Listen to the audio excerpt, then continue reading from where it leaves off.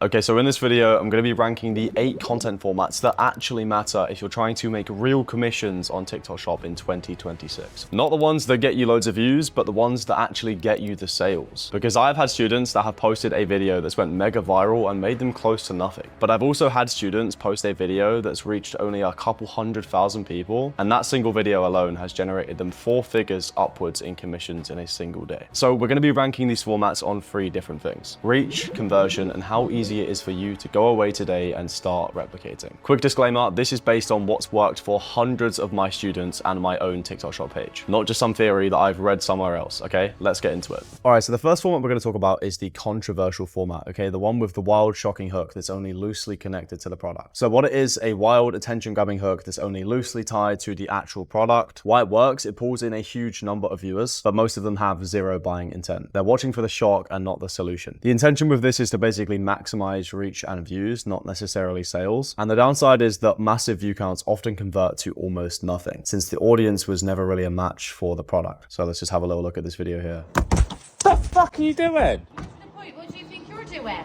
Well, I'm putting up a camera. What do you think this is, big brother? I'm not having that pointing over it. Well, I'm not going to be spying on you. It's going to be looking down at my garden. Right, well, I can see it, and it looks like it's coming over it, you little perv. Right, so this is what she's crying about. It's my new security the controversy camera on there top was a of bit it, crazy. so it just recharges itself, and it doesn't need direct sun. So yeah, the controversial format goes viral, like I'll give it that right away. But like I mentioned, the problem is that a crazy visual or wild sentence pulls everyone in, but everyone includes millions of people who have zero intention to buy anything. They're just watching to see what on earth you are doing, and not because they've got a problem that your product solves. With this format, you can get millions of views and still make next to nothing, because none of those people were ever going to purchase in the first place. So if you are going to use a strong controversial hook, keep enough correlation to the product so the people watching could actually realistically want to buy whatever you're selling. Don't just go for shock value on its own. The virality of this format is super high, but the conversion is low. The ease of producing is kind of medium, because a genuinely strong hook is still something that takes time to write and think about. This is going to go in C tier, so it's good for reach, but bad on its own. And if you are relying on it as your main format, you're going to wonder why you've got tons of engagement, but no conversion. Now, second of all, this is one of the best formats there is. It's pain point first. So what it is you lead with a relatable pain point before mentioning the product. The reason this works is because broad pain points attract more viewers and make the product feel like a natural solution. The intention is to build a connection with your audience first and then introduce the product as the answer. Now, the downside or the caveat of this is it only works if the product genuinely solves the problem that you're highlighting. If you have a strawberry nose or large paws that look like this is what you need right here. The Dr. Malaxin Cactus. So yeah, off the bat, genuinely great format. She doesn't just talk about the problems, she visually shows them, so that anyone that is suffering with this problem is going to stop and keep watching this video. And the people that have this problem are going to be the highest intent and most likely people to buy this product, as it offers a solution to that problem. So again, the key with this format is to call out and show a clear pain early, and then stack in a few more pains on top related to the product, and then present the fix. It's simple to explain, and it's one of the highest converting formats there is on this app. Now, here's why this works, right? The second you mention something like acne or yellow teeth, or, you know, whatever the actual pain your product solves is, TikTok's algorithm knows exactly what it's doing. It starts serving that video to the people that actually have that issue. And that's the For You page doing your audience targeting for you for completely free. So over time, your audience ends up close to perfect. And because you've built up the pain properly and that trust and connection before the pitch, they're already agreeing and relating to you before you even bring the product in. Now, this format isn't always going to go mega viral, but the people that it does reach are the right kind of buyers every single time. It's worth remembering that it's much better to reach 100,000 people where 20% of the audience actually wants to buy than it is to reach millions of people where less than 1% of the audience has any buying intent. The catch with this format is that most creators just can't execute this properly. They rush the pain and jump straight to the product, which just kills the whole mechanism. But if you can actually sit in the pain long enough before your pitch, your conversions will be unreal. Now, for this format, the virality is medium and the conversion is very high. The ease of producing is medium as well, because the skill is in the pacing and the execution and not the concept. So for me, this is going to go in S tier, no argument. You know, if you only get good at one format on this list, I would make it this one. Now, the next format on the list is the bottom of funnel format. So what it is a short 10 to 15 second video aimed at people who've already seen the product multiple times and just need a push, usually via a deal or a sale. Now, the reason why it works is it only reaches warm, ready to buy viewers, so conversion is extremely high, even though reach is small. The intention is to close out buyers who are already sold build, not to attract new ones and educate them on what the product is. Now, the downside to bottom of funnel is it requires a lot of volume to go viral, and it is a lot more luck based. So compared to the other formats, you just have much less control of your success on the platform. Again, just to go a bit deeper into what bottom of funnel is, it's usually those 10, 15, 20-second short videos that are just solely focused on the price, the sale, and the deal. You're not over explaining what a product is and what problems it solves. You're just selling people purely on the deal. Just to show you an example of what this looks like. These are selling like hotcakes because what do you mean?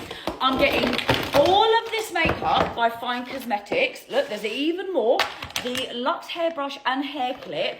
And I actually... Yeah, so as you guys can see, like super price focused, all about the deal and the sale. And you're just trying to get people on the fence over the edge. Think of your content as an iceberg, right? Like top of funnel is someone seeing the product for the very first time. So you've got to sell them and educate them right there in the video. Middle of funnel has like seen it a couple of times and, you know, needs a bit more detail before they commit to buying it. But bottom of funnel has seen it loads, you know, knows exactly what it is and is sat right on the edge of buying, okay? A short reminder or a small deal is usually all it takes to tip them over. And the TikTok algorithm is amazing at knowing what kind of people fit into each of these categories. So for example, if someone has been, you know, engaging with a lot of videos on a specific product, maybe they've commented, maybe they've asked some questions or added it to their basket, then it's going to push that person to bottom of funnel content because they know, TikTok's algorithm know that this person is already interested in this product and is already on the fence. So they're going to show them sales and deals around that specific product to try and push them over the line. It converts brilliantly because it's only ever reaching warm buyers who already want the thing. But again, it's almost never going to go viral. It's so luck based. So in my opinion, I wouldn't build a page around this alone, especially long term. You need to post a lot of videos to make it work as your main strategy. So for bottom of funnel, virality is very low, the conversion is very high, and the ease of producing is easy, but you've got to post a lot of videos. Videos are quick to make, but again, you've got to post a lot of content. I'm going to put bottom of funnel in B tier. It's not a lead format, but leaving this out of your content mix is leaving warm commission set on the table. And I would advise for any affiliate that's doing relatively well already to maybe start a second page where they purely just focus on bottom of funnel, but keep the main page for content formats and styles that are, you know, less luck based. Now, next of all, we've got the Faceless format. So what it is quick, sharp, high quality product centered edits with no one on camera. Now, the reason why it works is it lets you scale content without needing to show up personally and put your face in front of the camera. Strong visuals and editing keep retention high, even without a face to connect with. The intention with this is to build volume and reach without relying on personal presence or trust building. Now, the downside to Faceless is it builds less trust than face content. And if the filming and editing isn't tight, the whole format falls flat. It requires a much higher level of skill to perform well with Faceless than it does with face content. And it is a format that usually takes a while to learn properly. So if I just watch this video here. Why is it so sticky? This thing will literally pick up anything in one swipe. Just look at that. In the olden days, people used to use these lip rollers, but they don't actually pick anything up unless they've got a fresh peel. But this literally picks everything up in one. So yeah, if we just pause that video there, like as you can see, super high quality visuals. The product is centralized, framing's on, the editing's on, it's snappy, it's quick, it's engaging. This is the level of quality that you need to match if you want to succeed with Faceless content. Now, a lot of you might not know this, but I actually started Faceless myself. So I do rate this format highly. And like even now, a lot of my content on my shop page is still Faceless. I've put a huge amount of time into learning and mastering this skill. And it's a format that I've taught to a huge number of my students who have scaled way beyond the 5 or 10K months without ever needing to show their face. It's never going to build quite the same amount of trust as face content because there's no person there for the viewer to actually connect with. But if your editing and visuals are genuinely top tier, you can make serious money doing this. In fact, some of the top creators on the platform right now are completely faceless accounts. Like the home appliances niche, like the cleaning niche, like they both work super well for faceless creators because it's not a product that requires a high level of trust to convert on. The retention in this format lives entirely in the pace and the edit has to carry the video. If the editing's weak, the format again just falls completely flat. There can't be any gaps, there can't be any dead space or like long pauses. And it's also worth mentioning to avoid products like, you know, beauty and skincare or for example, supplements that require a much higher level of trust and require stuff that visually has to be shown on your skin for buyers to trust you. And it's also worth mentioning that the products you can choose are also a lot more limited because as a faceless creator, you can't compete with face content creators that are promoting products that require a higher level of trust and authority to convert a viewer from a buyer. So things like skincare and supplements are not going to work for you because you can't visually demonstrate them and you can't build the level of trust required to sell it. For the faceless format, like the virality is medium to high. The conversion can also be super high as well,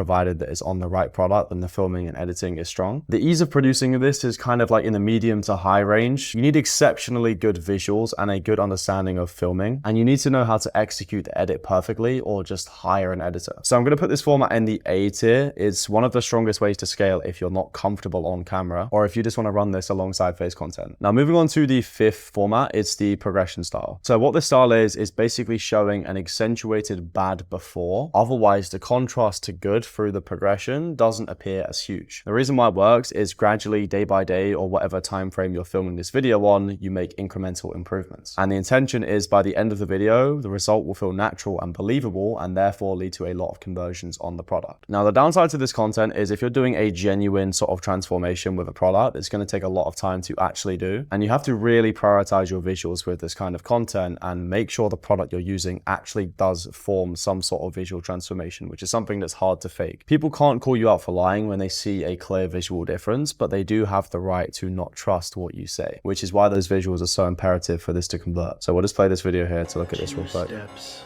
ahead. I am always 2 steps ahead.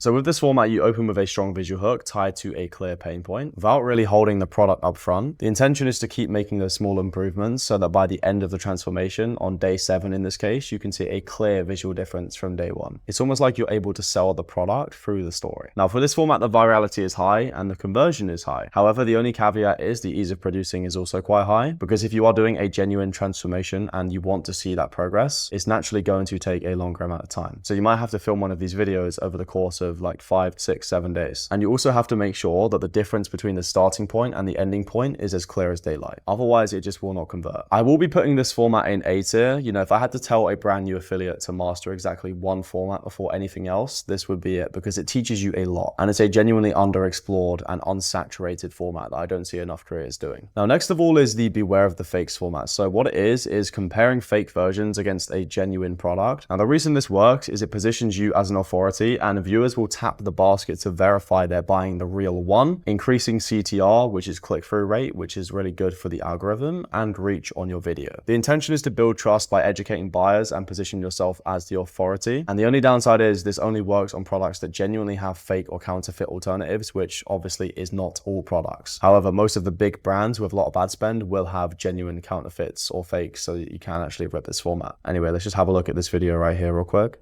This is fake, this is fake, this is fake, and this is fake. If you've seen my videos before, you know I'm always going about these pre and probiotics. Absolutely love them. They've completely changed the game for me. I didn't actually realize how many fakes there are on TikTok Shop. Now, the fakes aren't hard to spot, but you need to know what you're looking for. So firstly, the price will be completely off. Yeah, so just opens with the hook showing 4 counterfeit versions that obviously, you know, are very deceptive. Quick overlays that are showing up as visuals on the screen, and then positions her product as the authority, which builds a lot of trust with people that were already, you know, on the fence about buying this product. This is one of the most effective conversion frameworks that you can use. But again, it only works on a very small set of products. So for this format, the virality is medium high. The conversion, however, is very high. The ease of producing is kind of in that mid-range as well, because it does require some research to find counterfeit versions, and the video itself is going to take a while to film. I will put this format in S tier though, because it is relatively new, and it's one of the strongest conversion frameworks available because it simultaneously increases CTR and builds authority. And it gives viewers a genuine reason to engage with the product before purchasing. So next on the list is what I like to call reverse selling, and what it basically is creating curiosity through a negative hook, right? And the reason why it works is you list positive features as reasons the person isn't returning it to keep retention. The intention, however, with this is to finally reveal why the person who's selling the product is returning the product, okay? And that is ironically the reason why people should buy it right at the very end, okay? The downside to this is if the ending twist doesn't land, the whole retention hook falls apart, but that's uncommon, okay? So I'm just gonna play this video so you get an understanding of what I'm actually talking about here.